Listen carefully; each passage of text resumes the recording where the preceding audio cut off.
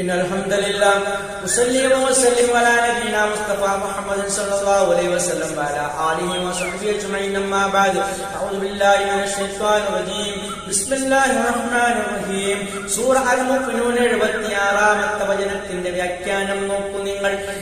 അല്ലാഹു സുബ്ഹാനഹു വ തആല പറയുകയാണ്, വലഖദ് അഖദ്നാഹും, നാം അവരെ പിടികൂടിയിട്ടുണ്ട്, ബില്ലദാബി, ഒരു ശിക്ഷ കൊണ്ട് പിടികൂടിയിട്ടുണ്ട്.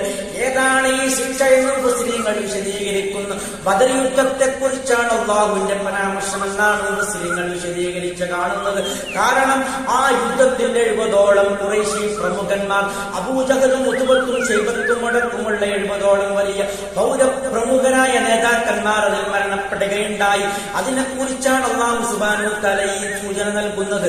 മക്കക്കാരെ വലിയൊരു അദാബ് കൊണ്ട്, വലിയൊരു ശിക്ഷ കൊണ്ട് നാം പിടികൂടുകയുണ്ടായി. എന്നിട്ട് എന്താണ് അല്ലാഹു പറയുന്നത്? ഫമസ്തക്കാനു, അവർ കീഴൊതുങ്ങിയില്ല, അവർ അല്ലാഹുവിന് കീഴൊതുങ്ങാൻ തയ്യാറായില്ല. ഇത്രയും കഠോരമായ ശിക്ഷയ്ക്ക് പത്രീഭൂതരായിട്ട് പോലും, വലിയ വലിയ പരീക്ഷണങ്ങൾക്ക് പത്രീഭൂതരായിട്ട് പോലും അവർ അല്ലാഹുവിന് കീഴൊതുങ്ങാൻ തയ്യാറായില്ല. വീണ്ടും അല്ലാഹു അല്ലാത്ത അല്ലാഹുവിന്റെ സൃഷ്ടികൾക്ക് അവർ ആരാധനാകർമ്മങ്ങൾ വകവെച്ചു കൊടുക്കുക തന്നെയാണ് ചെയ്യുന്നത്. അങ്ങനെ മുശ്രിക്കുകളായി മുന്നോട്ട് പോകുകയാണ്.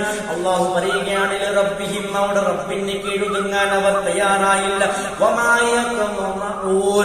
അവർ താഴ്മ കാണിച്ചുമില്ല, അതായത് വിനയം കാണിച്ചുമില്ല.